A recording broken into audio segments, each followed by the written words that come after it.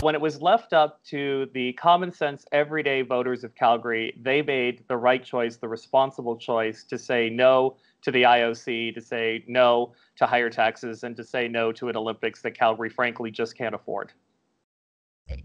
It was really, it was phenomenal. I watched it very closely and with a lot of interest, and it never really changed. The early voters, the advance polls showed that the no side was winning, and that held right through all the way to the very end. And it was actually a much more decisive victory than I thought it would be. So that, I mean, it's just phenomenal news and great work, and a true testament to really the power of the people when highly motivated and well informed in Calgary. And I think you guys played an instrumental role in that.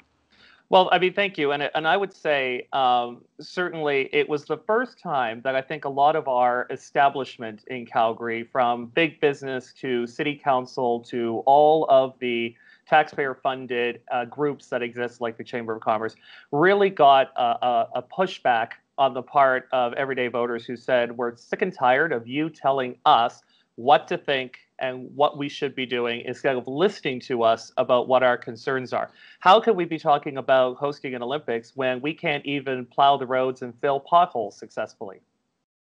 Yeah, and I mean, it was the first time that the people who are footing the bill for these sorts of things got their say in how their money is spent. And, direct democracy is a wonderful thing.